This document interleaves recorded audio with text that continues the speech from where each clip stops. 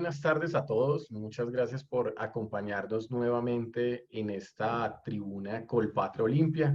Hoy llegamos a la tribuna número 15 y tenemos un invitado muy especial que nos trae una conferencia llamada El cerebro y la pandemia que aprendimos.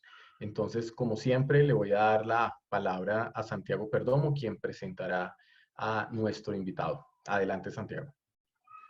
Bueno, muy buenas tardes a todos. Muchas gracias, doctor Remberto. Es un honor tenerlo de conferencista en esta tribuna Colpatria Olimpia. Un saludo muy especial a todos que nos acompañan y a todos los que se van uniendo en los próximos minutos. El doctor Remberto Burgos de la Espriella es un médico neurocirujano de la Pontificia Universidad Javeriana del Instituto Neurológico de Colombia. Cumple 35 años de ejercicio profesional, fue presidente de la Asociación Colombiana de Neurocirugía, presidió el Congreso Latinoamericano de Neurocirugía y designado presidente honorario de la Federación Latinoamericana de Neurocirugía. Ha sido conferencista invitado a los foros más prestigiosos de neurocirugía mundial, incluyendo el Congreso Mundial de la Federación Mundial de Neurocirugía, el Congreso Europeo de Neurocirugía y el Congreso Latinoamericano de Neurocirugía. Es además educador, médico, gerente en servicios de salud, especialista en gobiernos y asuntos públicos.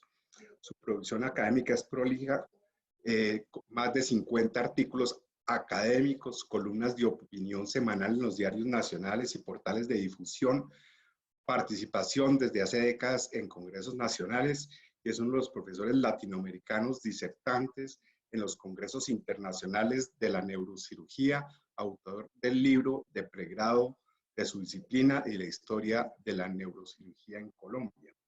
En el 2018 recibió 3 reconocimientos: medalla de oro de la Federación Latinoamericana de Neurocirugía, la cual lo consagra como maestro en la neurocirugía continental, medalla de fundadores que otorga la Congregación Santa Catalina de Sena y la máxima distinción que el Consejo de Montería les entrega a sus hijos destacando su quehacer académico, la medalla Elías Bechara. El doctor Remberto es monteriano, adicionalmente le gusta y su pasión es la ganadería y los caballos. Está casado con María Estela de la Osa Vivero, con quien tiene 3 hijos: María Patricia, economista; María Angélica, abogada internacionalista, Nueva York; y Remberto Miguel, abogado especializado en Derecho Laboral. En sus ratos libres cultiva las otras 2 pasiones que les decía, que son la ganadería en su tierra natal y su finca La Ermita, su lugar preferido. Entonces, doctor Remberto, nuevamente decirle que es un honor tenerlo en esta tribuna. Muchísimas gracias por la aceptación a esta conferencia y le cedo la palabra.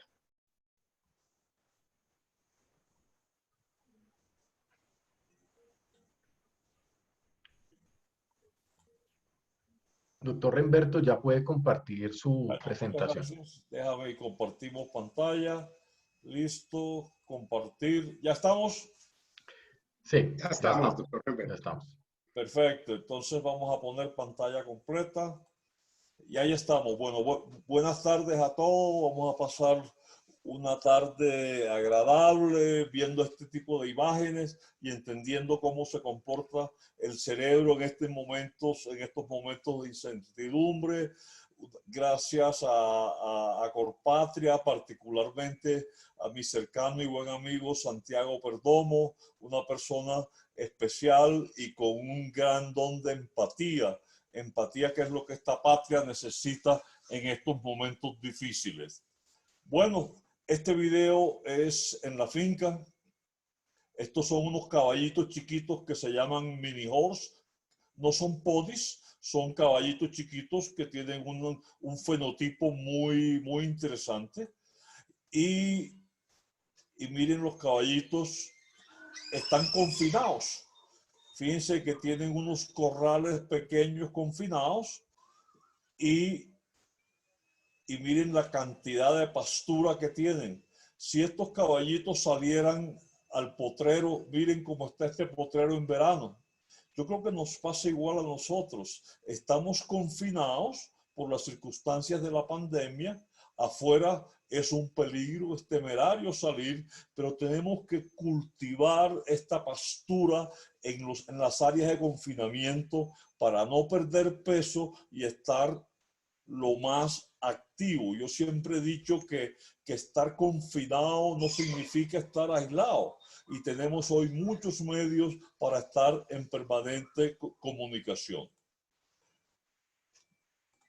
Vamos a hablar del cerebro en esta pandemia, y es el cerebro ante la incertidumbre. Así como está este señor con los ojos vendados, así también se comporta el cerebro en algo que nosotros no conocemos, algo que es inédito, algo que apenas estamos entendiendo. Yo no tengo conflicto de interés alguno, entonces yo puedo hablar con absoluta tranquilidad sobre estas circunstancias. Vamos a hacer esta presentación bajo estos 4 aspectos, en donde primero vamos a hablar qué es la incertidumbre, cómo son el tipo de decisiones que tomamos, cómo es la universidad del coronavirus ante la incertidumbre y la certidumbre, y un mensaje proactivo finalmente. Hablemos qué es la incertidumbre.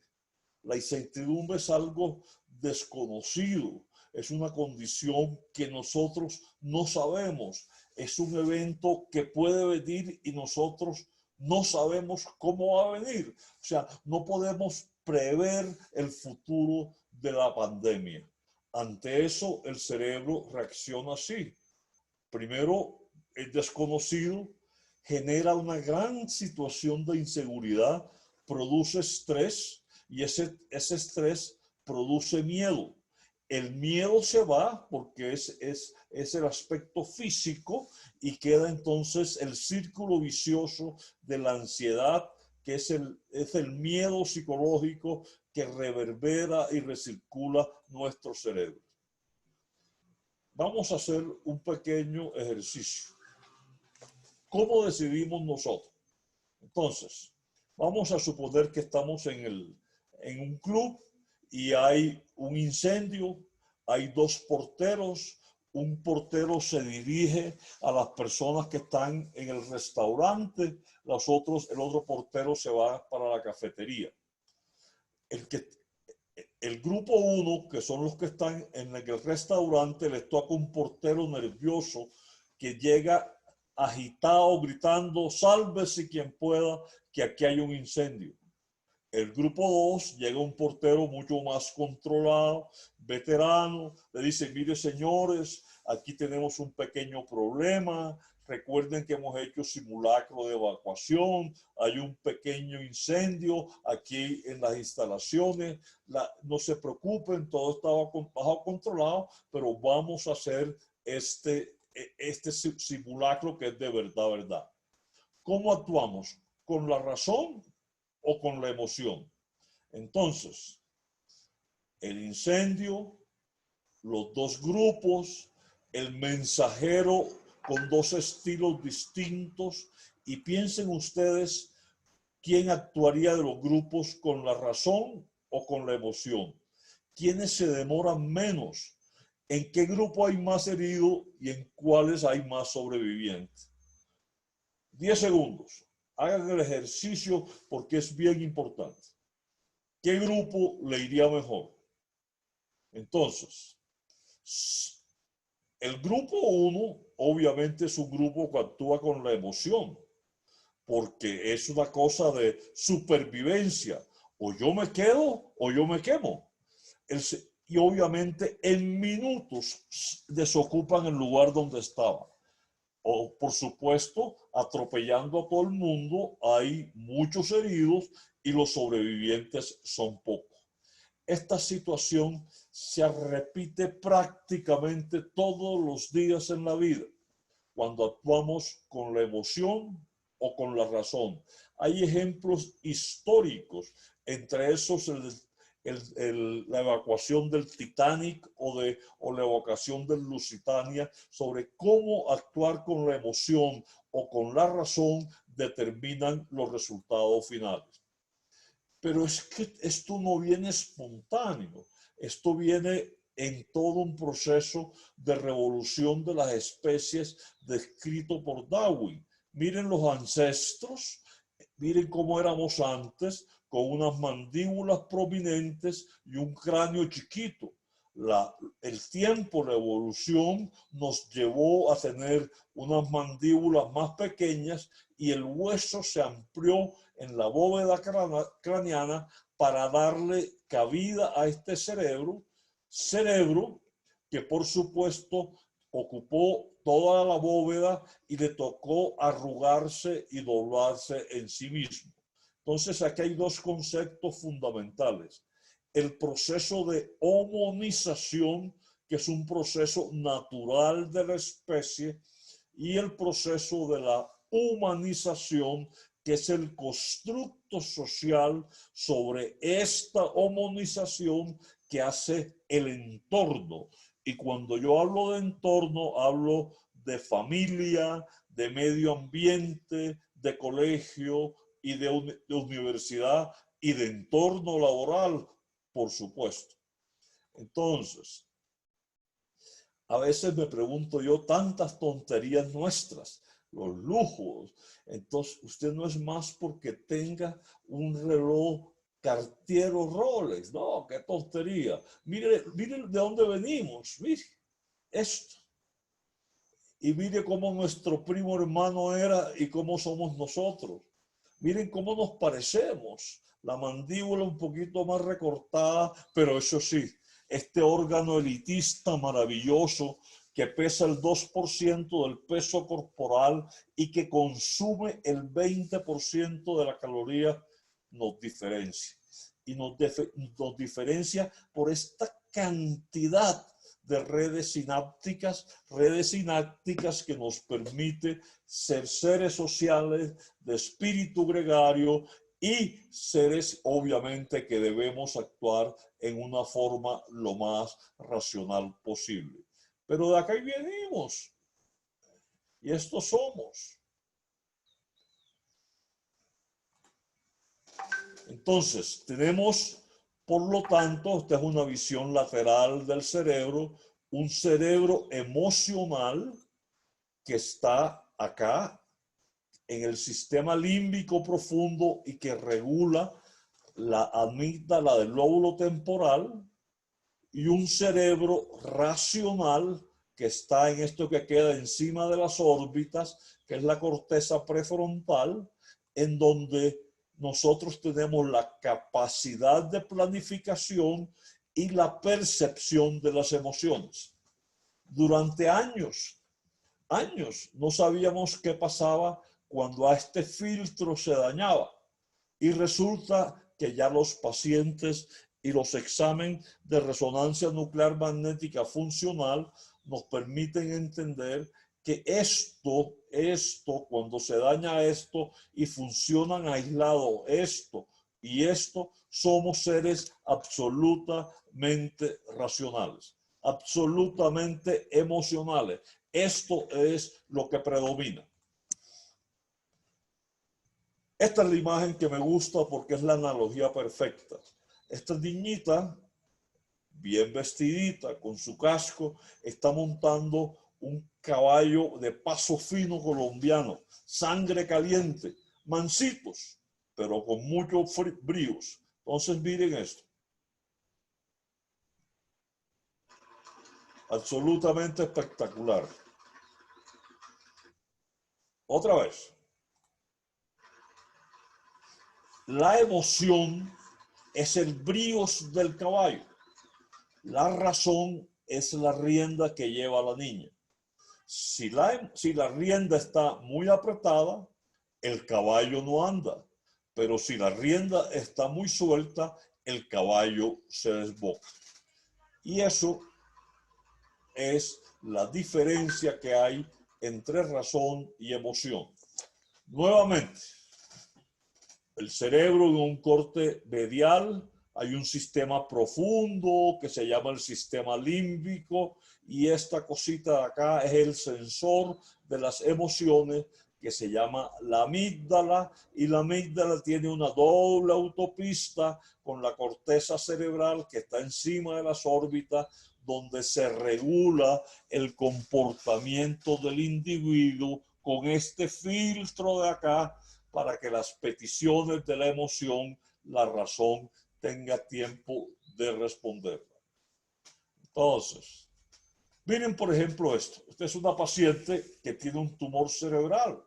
No tiene que hablar nada. Simplemente el día de la cirugía llegó rasurada en esta forma donde estaba el tumor, y mirando al cirujano sin hablar, le dice: mire, yo le entrego mi vida, yo le entrego mi corazón, pero yo necesito que usted coloque su experticia, su habilidad, su destreza, para que en esta combinación me retire el enemigo y yo vuelva a mi vida normal. Este es el clásico ejemplo de lo que es la inteligencia emocional. La capacidad de análisis que me controla la emoción y que me permite en esta comunicación establecer un diálogo racional. ¿Cómo son el tipo de emoción? Entonces yo puedo tener emociones positivas o emociones negativas, emociones alentadoras, esperanzadoras o emociones que son tóxicos. Vamos a recordar esta, por ejemplo. Mundial de Pambelé. Salimos para el décimo round, la pared ataca Pambelé con un recto derecha. Pepe Diga la de la cruz izquierda. Se cayó Pepe Diga, cruz izquierda de Pambelé. Se para Pepe Diga, de 4, con doble protección. Pambelé en la esquina dorsal. El campeón mundial se fue a la lona. Pambelé al ataque. Una izquierda, una derecha, una izquierda. Se cayó. Perfecto. Tremenda emoción. De pronto alguno de los presentes no lo recuerda, seguramente Santiago Perdomo y yo sí. La primera vez que Colombia obtenía un campeonato mundial hace 48 años. Fue una emoción positiva para la patria. Así como nos duele el futuro de Pambelé, este es un momento inolvidable, porque yo por lo menos cada vez que lo veo me emociono de ver la bandera de Colombia en el primer lugar de los pesos welter del mundo. Entonces tenemos emociones positivas: la salud, la alegría, la bienestar, la seguridad, la felicidad, y emociones negativas como esta, la ira, el asco, que es lo más primitivo de una importancia fundamental, y esta, el miedo que nos permite hacer muchas cosas. Entonces, si no han visto esta película, se la recomiendo. Catalogada como las mejores 15 películas del mundo. Se llama El Verdugo, es una película de humor negro española. El verdugo se iba a retirar y tenía una hija. La hija estaba enamorada con un empleado de una funeraria y le insistía el verdugo que se casaran para que heredara su puesto y heredara el oficio. Y le dijo: mire, a mí nunca me ha tocado ejecutar a nadie. Llega el nuevo verdugo a su cargo, y como pasa siempre, le tocó ejecutar a alguien. Este es el nuevo verdugo, este es el reo. El nuevo verdugo no puede hacer eso por sus principios morales.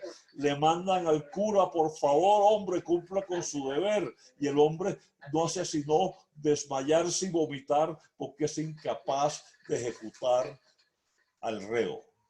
Ese es el clásico ejemplo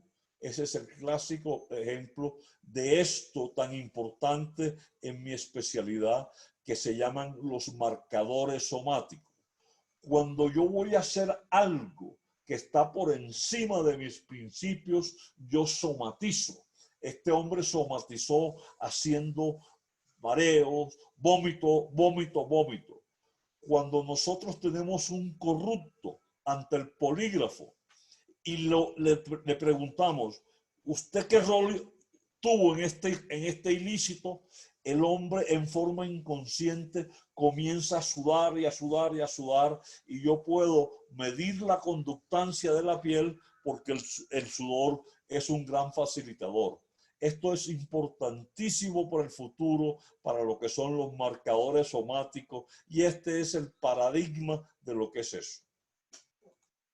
Entonces, ¿cómo son las emociones que tenemos los colombianos en este momento?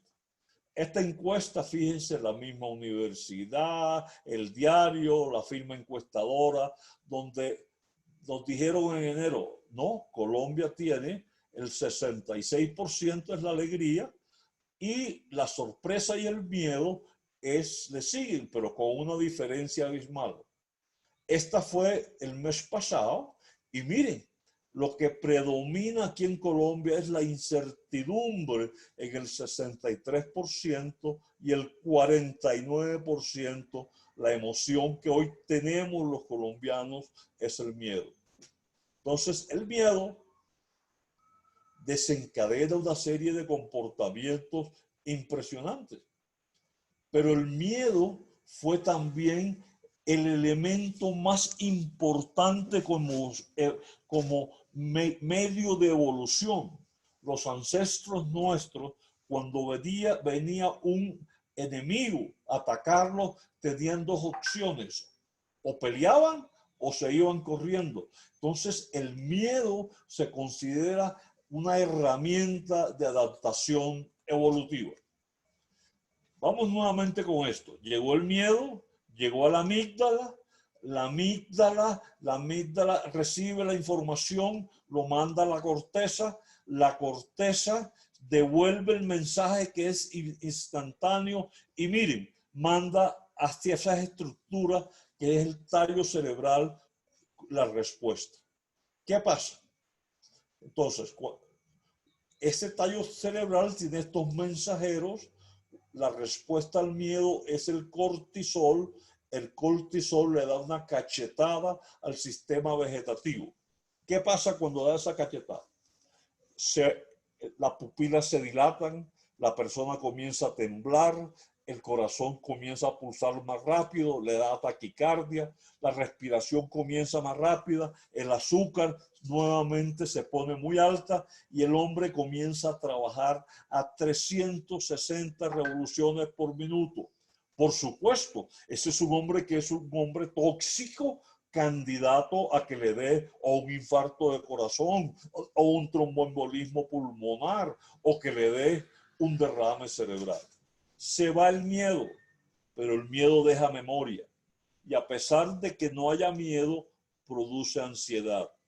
Pasen ustedes en algún sitio aquí en Bogotá donde los hayan asaltado. Y solamente por el hecho de pasar, ustedes tienen los mismos síntomas de ansiedad que tuvieron la primera vez. Entonces, estos neurotransmisores estimulan en forma global todo el cerebro, y todo empieza con este disparo aquí y que luego va irrigando la información en todo el cerebro. Ya hoy lo podemos ver con estos estudios. Este es estudio de resonancia nuclear magnética cerebral y miren todo lo que la amígdala estimula en el circuito del miedo. Prácticamente es un cerebro que responde lo que yo llamo en forma holocerebral, o sea, responde todo el cerebro a pesar de que el impulso lo lleva a la amígdala. Lo lleva a la amígdala, pasa a la ínsula, que es esta cosa que está aquí, luego el cíngulo, luego prefrontal, y lo que es más complicado que es esto, el circuito repetitivo de eso. Entonces, vamos con este concepto fundamental. el miedo. Y el miedo desencadena esto que se llama negligencia de probabilidad. Hoy día tenemos un problema con los celulares, con las redes, y es que nos llega información chatarra en una forma bárbara. Así como tenemos pandemia, epidemia, endemia, yo digo hay infodemia, o lo que yo llamo la infoxicación. Llega tanta porquería, que el cerebro no tiene tiempo de procesar y hace y actúa bajo la negligencia de probabilidad. Entonces, ¿qué es la negligencia de probabilidad? Y el ejemplo es típico. Usted va al supermercado y de pronto llega la señora protegida desde el dedo gordo hasta el cuero cabelludo. Eso está bien. Se va para el stand donde está el alcohol y arrasa con ella. Usted tenía un gel, se lo quita, luego se va donde venden los guantes y las caretas, acaba con las caretas, se salta la cola, paga de primero, se va corriendo. Cuando llega a la salida se da cuenta que se le olvidó la citromicina y la cloroquina, se devuelve, se salta la cola, acaba con la dosis y es el comportamiento irracional de la negligencia de probabilidad. Es un comportamiento tóxico, emocional, dañino, y a esta pobre señora dentro de unos pocos días le va a dar un infarto. Pero yo no quiero que esto pase así, porque esta vacuna ya la tenemos disponible, hoy la tenemos disponible. Usted tiene que contar hasta 10 antes de reenviar. Usted no puede reenviar todo lo que le llega. Usted tiene que verificar su fuente de información y recuerde que usted puede ser un generador de emociones y de emociones negativas y se produce lo que se llama efecto de manada. Cuando estamos en la finca, lo que hace el primer novillo lo hacen todo el lote. Es el efecto de manada porque es una cosa eminentemente emocional. Mire, ¿qué es lo que tenemos que hacer? Y este hombre no sabía nada de neurología. Los 3 filtros: la verdad, verifique la fuente. La bondad, oye, usted va a decir algo bueno o le va a pasar el chat a Santiago Perdomo, se está quemando Colpatria y Escarreta. Y la utilidad, ¿de qué sirve esa información? Eso es lo que nosotros queremos. La bondad, la utilidad y la fuente. Y mire lo que dice Mafalda, lo que son los ingredientes para ser feliz. Eso es absolutamente cierto. Y todo por la negligencia de probabilidad. Y Sócrates, sin ser neurocientífico, nos enseñó las bases del fundamento comportamental. Y esto se vuelve absolutamente un circuito que se retroalimenta y no tiene control. Bueno, entonces, hemos hablado ante la incertidumbre. Ahora vamos a hablar ante las certidumbres y todos nosotros estamos matriculados en la Universidad del Coronavirus. Es una universidad que cogió a todo el país, nos regalaron la matrícula, todos somos sus alumnos y tenemos unas clases. Y la primera es cómo reaccionamos al confinamiento. Miren lo que me pasó a mí. Durante unos meses vi todas estas cosas del doctor Tedros, el director de la OMS, las críticas que le hacían, la pelea con Trump, y yo tenía el concepto de que la OMS era una organización negligente. Y me pasaron este video en donde me dijeron, mire cómo reciben al director de la OMS en un hospital en Bélgica. Todo el mundo le dio la espalda por la alta tasa de mortalidad que hay en Bélgica. Y resulta que esto no es cierto. Esto no es cierto. La actitud fue verdadera, pero fue hacia las autoridades de Bélgica y yo caí en esto que se llama el sesgo de confirmación.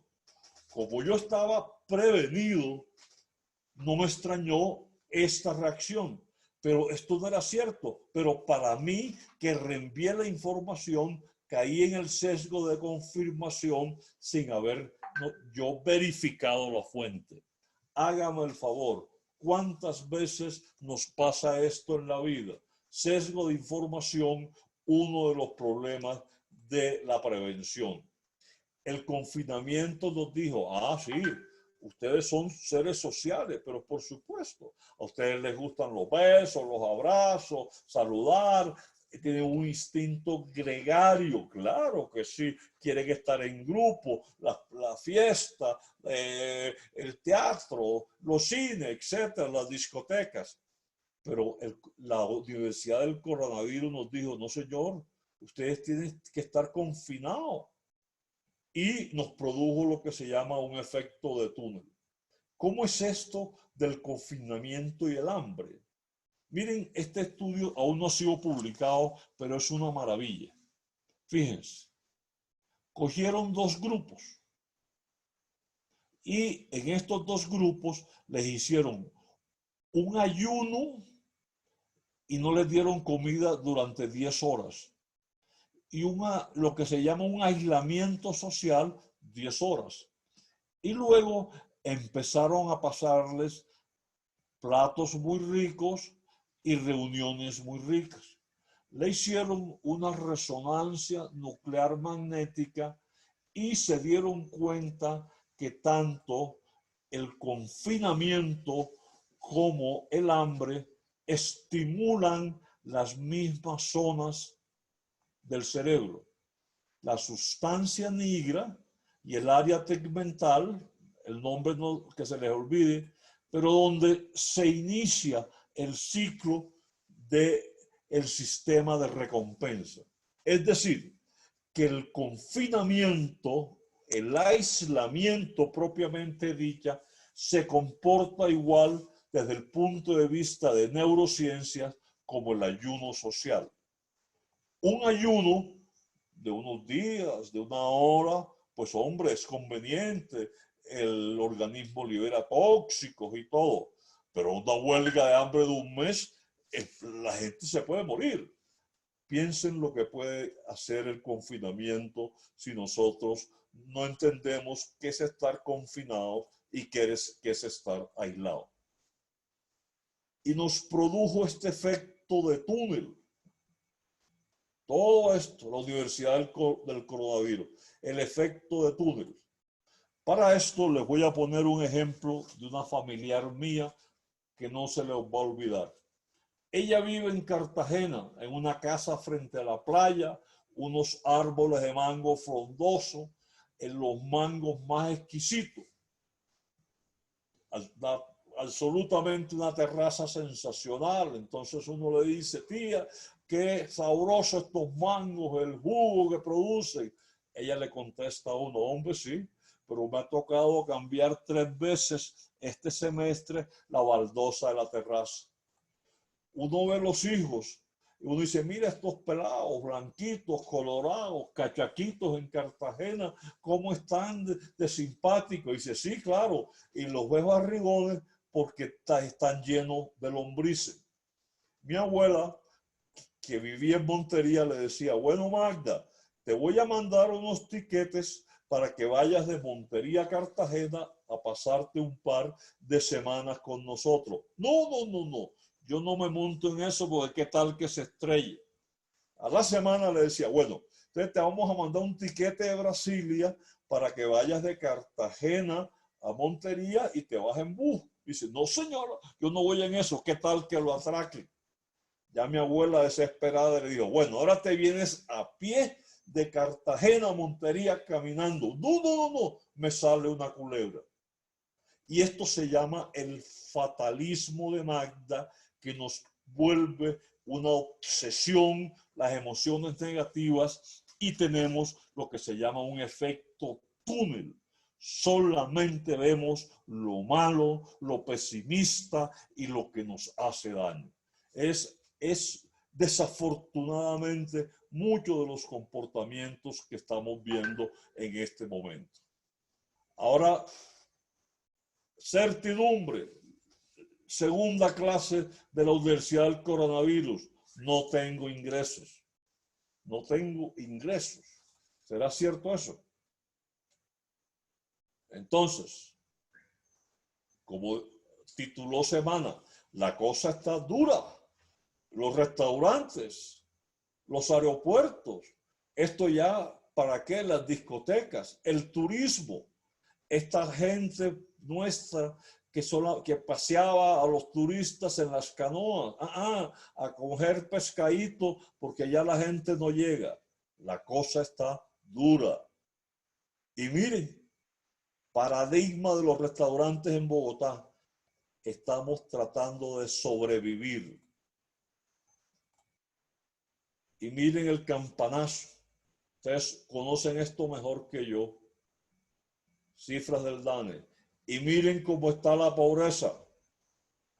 Y miren lo que ha pasado con el profesional independiente, la nueva clase, en donde la gente no tiene ingreso. Hablo del profesional independiente. Está recibiendo, sobre todo el personal sanitario que no tiene contrato laboral, entre el 10 y el 15% de los ingresos. Es cierto. Eso es cierto. La Universidad del Coronavirus nos ha quitado cerca del 80% de los ingresos. Y miren, estos tres escenarios, 2020, 2021, 2022, puede que tengamos dos picos, lo que yo llamo montañas y valles. Luego un pico muy alto es el segundo escenario y lo que todos anhelamos para recuperar nuestra vida con otras costumbres, una montaña en julio y lo demás serían ondulaciones. Y a Colombia le ha ido bien. Dentro de lo mal que estamos por esta economía, nos ha ido bien. Miren cómo está el crecimiento de Colombia comparado, es positivo. Y un amigo mío de la Academia Nacional de Medicina, Diego Rosselli, que es un experto, me dice, es que yo no sé qué curva vamos a tomar en esta patria. Y dice, pero yo creo que debemos apuntarnos a esta. Esta es la más probable, la de los meses de julio y agosto. Entonces, la Universidad del Coronavirus, pero por supuesto que nos quitó el ingreso. ¿Y qué tal esta otra certidumbre? El riesgo de enfermedad. Miren lo que pasa con una tempestad, el riesgo que tenemos. Miren un aguacero violento y miren el riesgo de cada infarto. La prevalencia hoy del coronavirus está menor del 0.5, una cosa muy baja, pero no sabemos cómo va a estar en un mes. Entonces, miren esto, miren cómo está Colombia con el coronavirus. Muy bien, estamos bien. Miren la muerte en Ecuador, miren la muerte en Colombia, estamos bien. Tenemos un riesgo todo alto que esto, pero el riesgo de enfermedad y de los casos en este momento es controlable siempre y cuando sigamos con las medidas sanitarias, siempre y cuando la disciplina social sea la constante. Vamos a ver si ustedes recuerdan esto.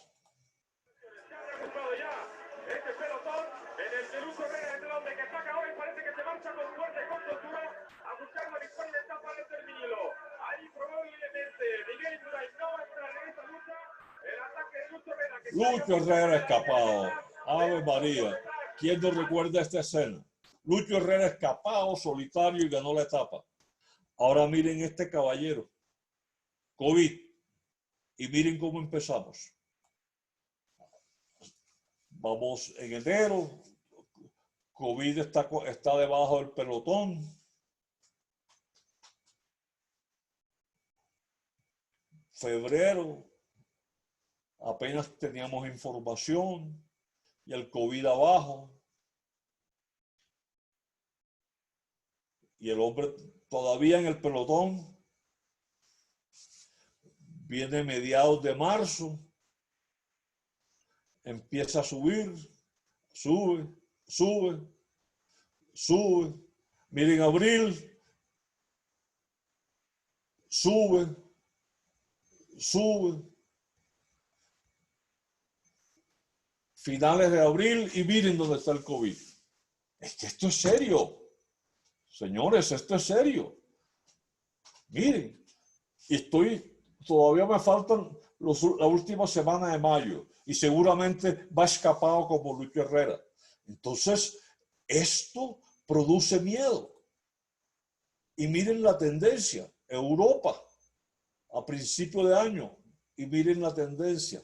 Estados Unidos y el pobre Trump, yo creo que se va a quedar sin cabello. ¿Eh?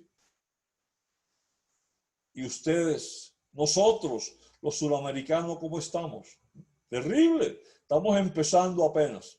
Estamos empezando apenas. Entonces, obviamente, eso produce miedo. Entonces, las 3 lecciones. Perdí mi trabajo. Certidumbre, la universidad. Perdí mi trabajo. Vamos a ver.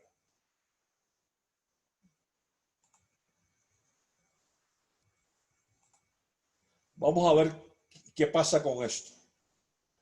Aumento del desempleo, se dispara el desempleo similar en casi todo el país.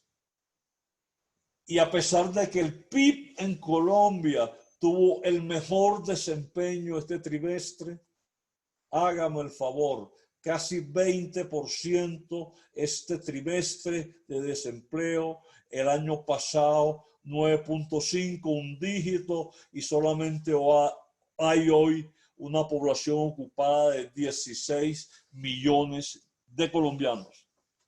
Ustedes lo saben mejor que yo. Esto es una tragedia.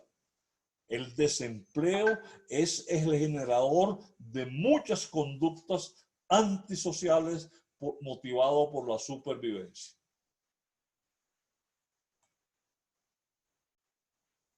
Otra vez la quinta clase. Basta, carajo. Esta es la mejor expresión que yo he escuchado en muchos años. ¿Dónde está la personalidad del colombiano? ¿Dónde están sus principios?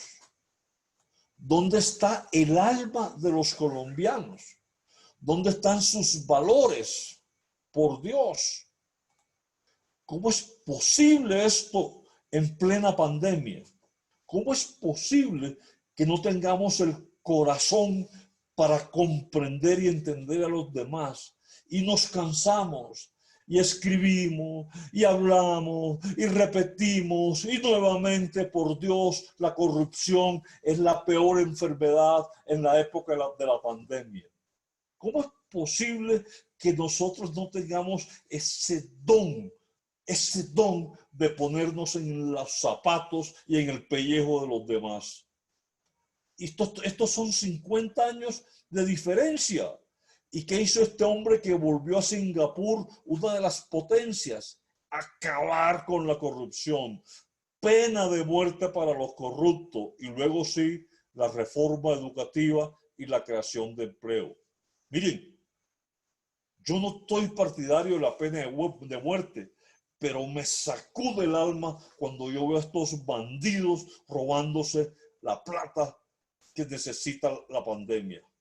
Y me lo mandó un alumno mío de Paraguay. Miren esta vaina. Mafiosos que roban en pandemia. Si estuviéramos en épocas de guerra, ¿saben qué les hubiese pasado a estas personas? Fusilamiento en la plaza pública de Dios. Pero como vivimos bajo el ropaje de los derechos humanos que nosotros adherimos y respetamos, lo menos que podemos hacer es que se pudran en la cárcel todo el tiempo que permite nuestra legislación penal. Y que una denuncia, colegas, y que una renuncia a su cargo no signifique impunidad para hacer y organizar una noche después una reunión en su casa con todo el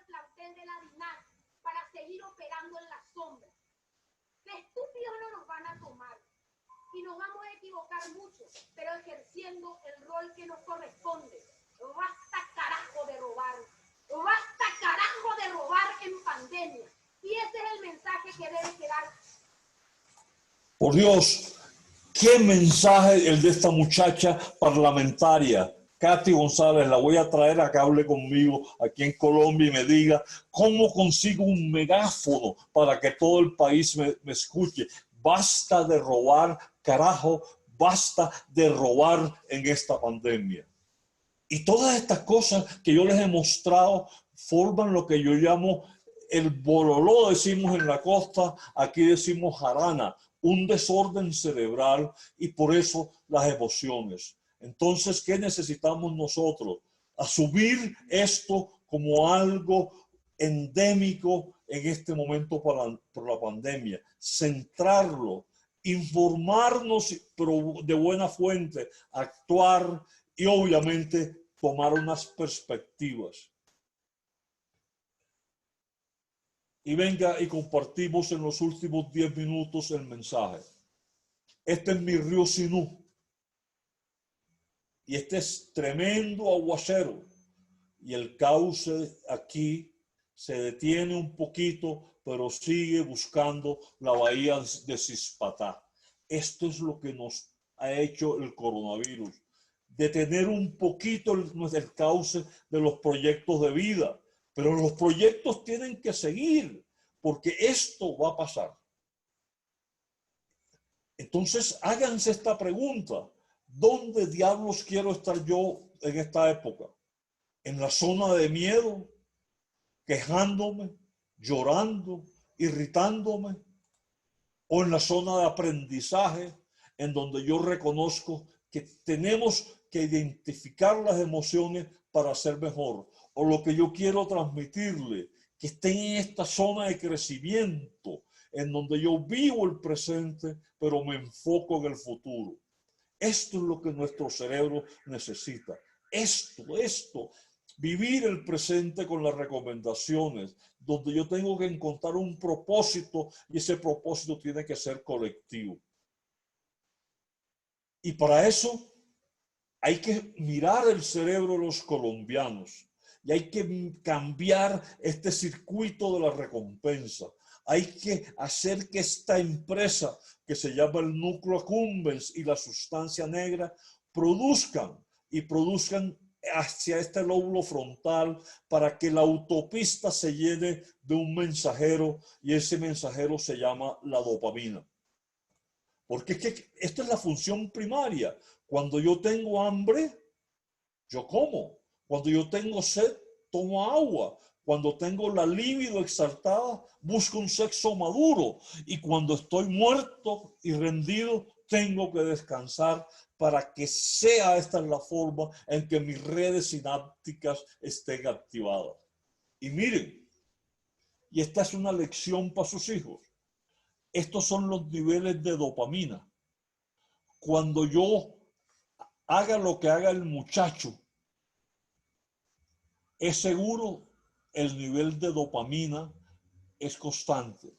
Pero cuando el muchacho no sabe si yo lo voy a premiar o no, cuando tiene que luchar, el nivel de dopamina es el doble. Entonces, yo no puedo inundar a la gente con regalos. La gente tiene que hacer un esfuerzo para lograr lo que su esfuerzo se merece. Y aprendimos que hay que hacer nuevas redes sinápticas. Este coronavirus hay que pisarlo y hay que pisarlo aprendiendo nuevas cosas. Aprendimos también que necesitamos esto, la capacidad que tenemos de levantarnos, pero no solo un momentico. Hay que levantarse en forma permanente y hay que cambiar la resiliencia por la longanimidad. Esta es un momento, esta es en forma definida. Superar los obstáculos. Esta es la vitamina que necesita el cerebro. Ya hablamos como individuos, pero miren, ojalá el témpano, como en el Titanic, sea de libro y cuando estemos en un bote salvavidas, tengamos, como este momento, tengamos tiempo para leer esos libros pendientes que no hemos leído durante años. Y para eso necesitamos acudir a vitaminas naturales como esta. ¿Dónde vive exactamente, señor Dawson? Ahí en Montería, por la principal de la granja, se quitatea. ¿Y con qué me...? Bueno, yo tengo una motico, Isa. De los 10, de los 15 barritas. La vaina está dura, la policía está jodiendo, pero ahí me rebusco. Todo en la vida es un juego de azar. Y también yo tengo el humor ¿Verdad, Dawson? Nadie podía haber predicho la iceberg. para criticar a los Esta agua será políticos. poca y estará controlada. No hace falta. No nos estamos hundiendo. Es un bulo de la ultraderecha. Hay que evitar que la tripulación difunda noticias falsas sobre icebergs. Entonces el humor es algo absolutamente insustituible en este momento. Miren lo que hace el humor en el cerebro. No existe zona en el cerebro que el humor no active. Y el humor no se compra en ningún almacén. El humor es gratis, pero necesita actitud y necesita emoción positiva. La universidad del coronavirus es muy dura, pero hay que tomarla también con ese humor. Como este, que ya les mostré. Y como familia, ¿qué nos enseñó? Esta foto podemos decir que simuló el futuro. El beso a través de tapabocas. Y el bicho un bichito, nos enseñó la familia como núcleo de una sociedad. Se nos había olvidado. Nosotros no teníamos familia, pero nosotros no asimilábamos familia.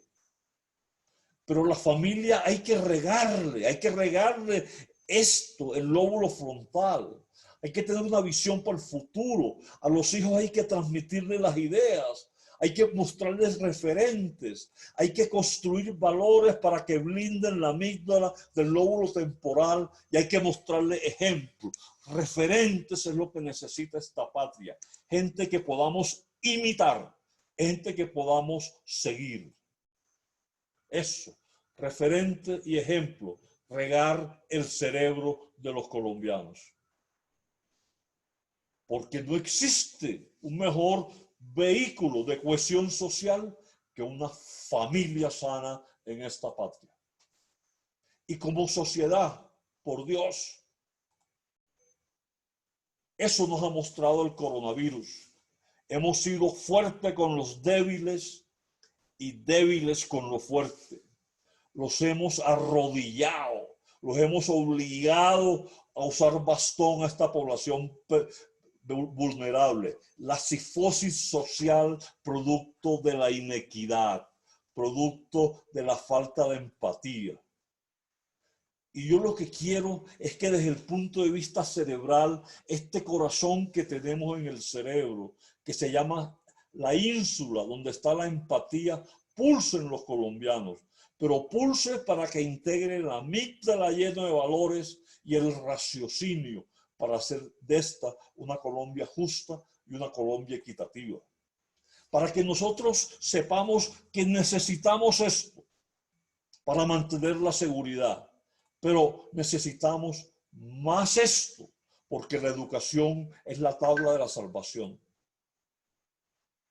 Necesitamos esto, porque hay que respetar y defender la democracia, pero me gusta más este sonido y este sonido. Nosotros no nos podemos aniquilar, por Dios. Nosotros tenemos que alimentar a esta cantidad de cerebros desnutridos que están en todas las ciudades de Colombia. Es que el cerebro de los colombianos necesita, hay que regarlo y hay que regarlo con esto, que es lo que yo llamo el liderazgo colectivo.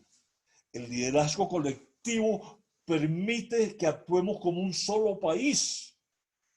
permite que seamos nosotros los responsables de los cambios.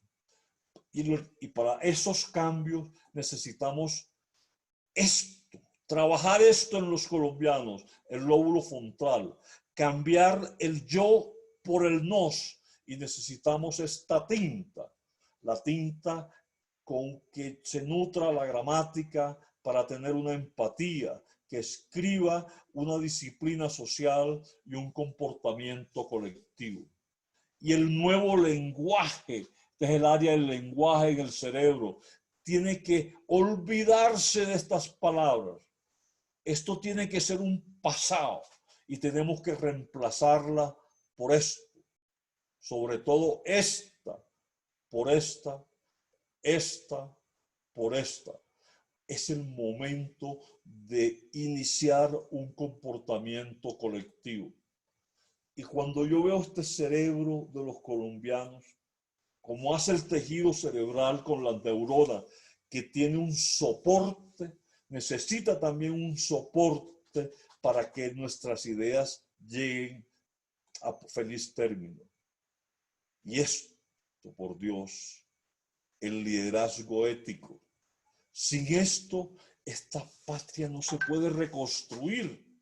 Sin esto vamos al caos, el liderazgo ético. Le preguntaron a Borges en una ocasión, escritor, ¿a usted le interesa la política? Y el hombre dijo, no, a mí no me interesa la política, a mí me interesa la ética, porque cuando yo como persona me comporto bien, yo estoy haciendo la mejor de las políticas.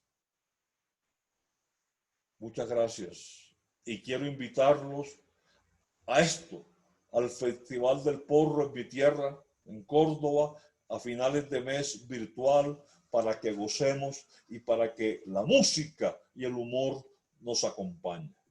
Muchas gracias. Muchas gracias, doctor Remberto. Allá estaremos acompañándolo en el Festival del Porro, así sea virtual. Tengo una pregunta, doctor Remberto. Una vez que nos graduemos de esta universidad del coronavirus, ¿qué cambios fundamentales va a haber individualmente y colectivamente?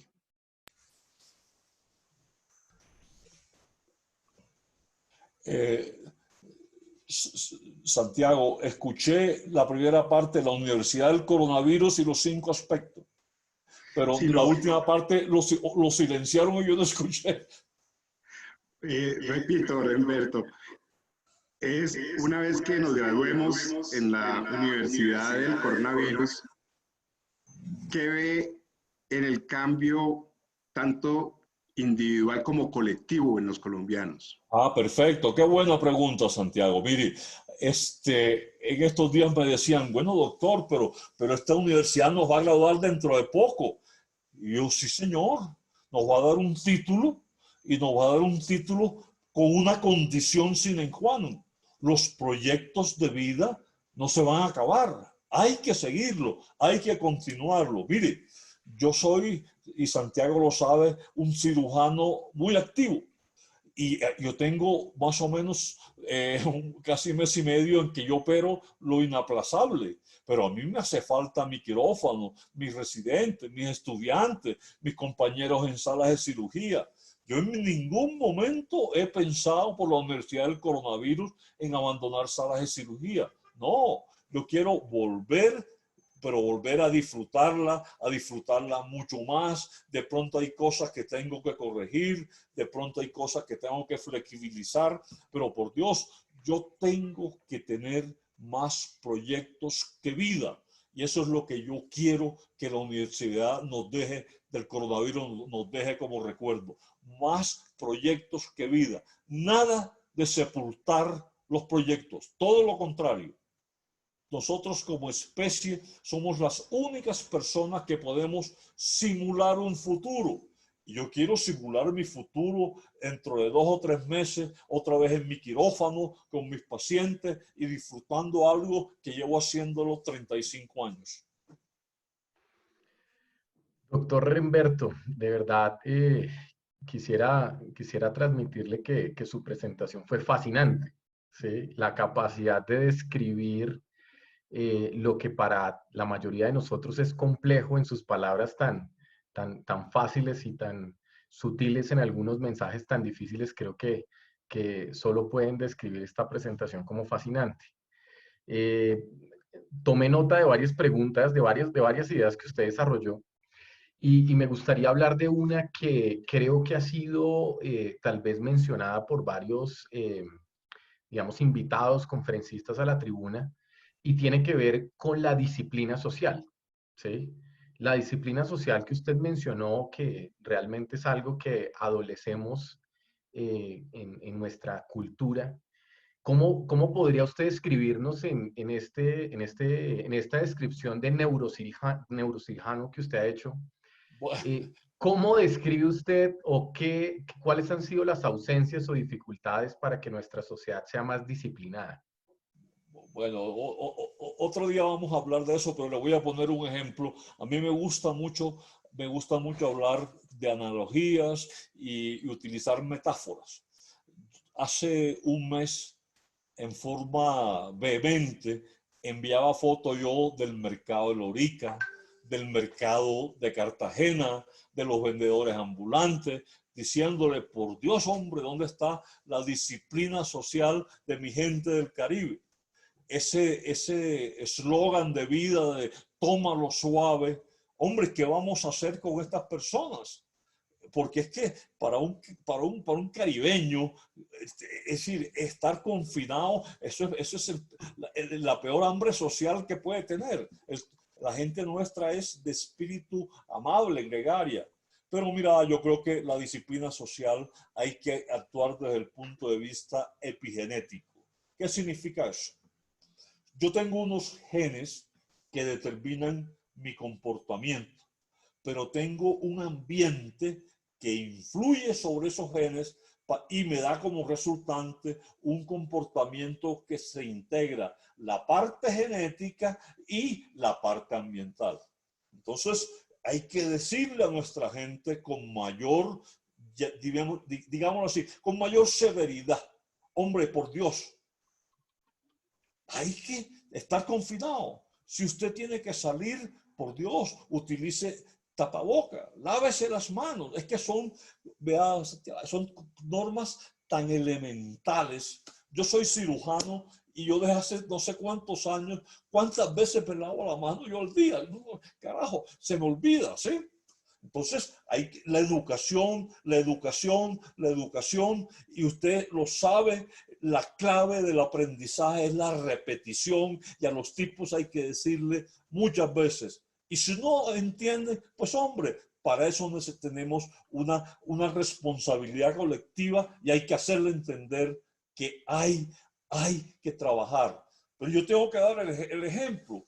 Yo no puedo, caramba, como, pues, hacer decretos, reglamentos y todas estas cosas y resulta que yo soy el que los esquivo, el que hago la jugada, el que me paso por ella. No, señor.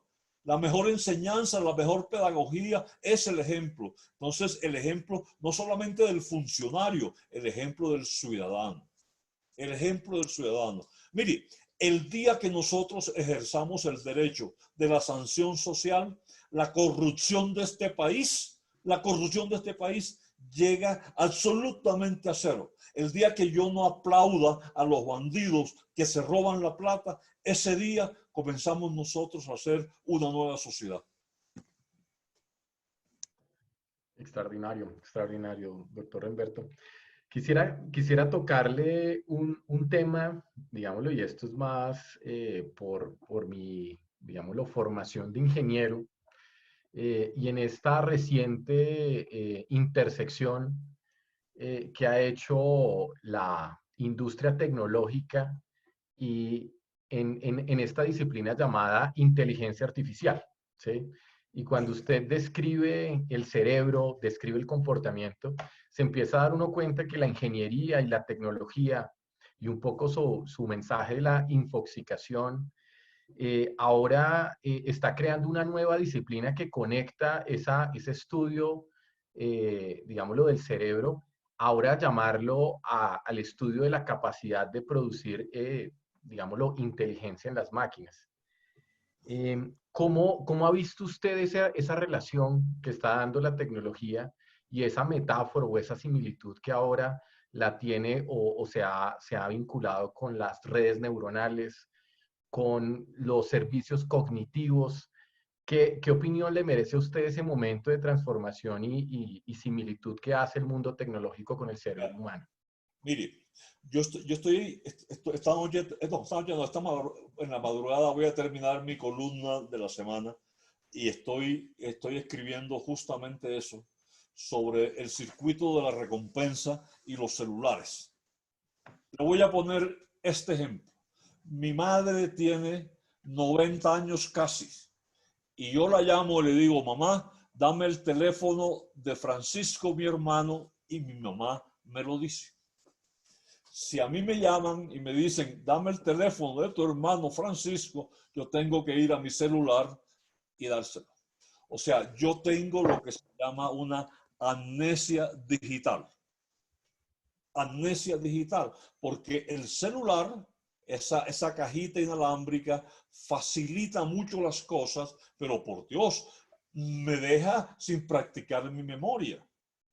Entonces, mi madre de 90 años, que también usa celular, pero con algunas limitaciones, está ejercitando la memoria más que yo. Entonces, la amnesia digital mía es por la comodidad del celular.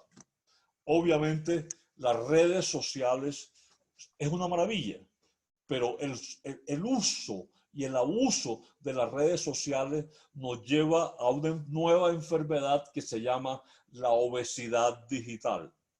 Entonces, fíjense que hemos hablado de amnesia digital y de obesidad digital. Se ha demostrado que los muchachos que practican, por ejemplo, ajedrez, que tienen una capacidad de planificación, de ejecución, de raciocinio, tienen mejor aprendizaje que aquellos chicos que tienen el celular de última moda, que pueden dar el dato con una velocidad impresionante de cuántos habitantes tiene Tailandia y que saben cómo llegar. Sí, me hago explicar, o sea, el esfuerzo que hace nuestro cerebro en darle energía a los procesos cognitivos nos ayuda más a mantener esas funciones intactas a lo largo de la vida. Si usted me pregunta algo a mí ahorita, yo le digo, mire, yo tengo mi celular aquí al lado. Yo acudo, entro y lo contesto. Pero si yo hago el esfuerzo de recordarlo, de estimular mi biblioteca cerebral, donde está la memoria y lo aprendido, yo voy a tener un mejor rendimiento. Más aún, se ha demostrado que los pacientes con enfermedad degenerativa, con Alzheimer, la historia natural de la enfermedad tiene un curso mucho más llevadero si los podemos a hacer estos procesos cognitivos simples a darle 25 celulares. Gracias, doctor. Ya introducimos dos términos, amnesia digital y obesidad digital. Obesidad digital, me encantó el concepto. Le voy a dar la palabra al doctor Marco Rocha, que nos acompaña y tiene una pregunta muy interesante. Doctor Rocha, adelante, tiene el micrófono abierto. Doctor Burgos, excelente su charla. Gracias. Tengo una inquietud de tiempo atrás. Es que he creído o me he dado cuenta que los colombianos, cada vez que pasa el tiempo, estamos perdiendo el sentido del humor. Y la pregunta en concreto es, ¿qué relación existe entre el sentido del humor y la inteligencia? Me da pena, yo quisiera como repetir la pregunta porque se me va cierta frase. La pregunta es, ¿los colombianos estamos perdiendo con el tiempo la inteligencia? No, el sentido del humor, voy a ya, el sentido del humor. Sí, hombre, sí. Eso es muy cierto. ¿Y qué relación tiene el sentido del humor con la inteligencia? ¿Con el sentido? ¿Con qué? ¿Con las emociones? ¿Con la inteligencia? Con la inteligencia. Ah, muchísimo, por Dios. Mire, un chiste Un chiste es, ¿por qué se ríe uno de un chiste? ¿Y por qué se ríe menos la segunda vez que se lo echa? Porque el desenlace final del chiste, el cerebro no lo espera, sino que es una cosa que el quien cuenta el chiste se va por otro camino. No sé si esa explicación. O sea, a usted le cuentan un chiste, ya se lo sabe, no tiene el mismo eco que la primera vez. Hombre, desafortunadamente, si ustedes vieron en las encuestas, y tengo que esperar el resultado de la encuesta de junio, las emociones como la alegría, como la sorpresa, están en este momento por el suelo. Y está por el suelo porque es que, y ahí vuelvo a la pregunta suya, el celular nos ha colocado un universo individual que no nos permite interactuar. Entonces resulta absolutamente triste que están en un restaurante o estamos en un restaurante y están 5 personas al lado de la mesa suya y están las 5 y en vez de estar conversando, están cada uno con su celular. Como si el celular hiciese parte del cuchillo, del tenedor, de la cuchara. Es un elemento que, por Dios, hay que frenar el uso del celular. Yo quiero que mis hijos manejen la información, pero por supuesto, pero yo no puedo aplaudir que ellos me vean a mí cuando almorzamos los fines de semana con el celular respondiendo. No, yo creo que tenemos que darnos tiempo de familia y el tiempo de familia tiene una condición sine qua non. No celular, no celular. Ese ratico de almuerzo, no celular.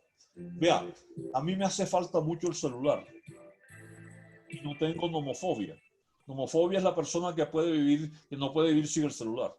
Pero cuando estoy en salas de cirugía se lo entrego a una persona porque yo necesito concentrarme en lo que estoy haciendo y le digo, no me pase a nadie salvo que sea extrema urgencia.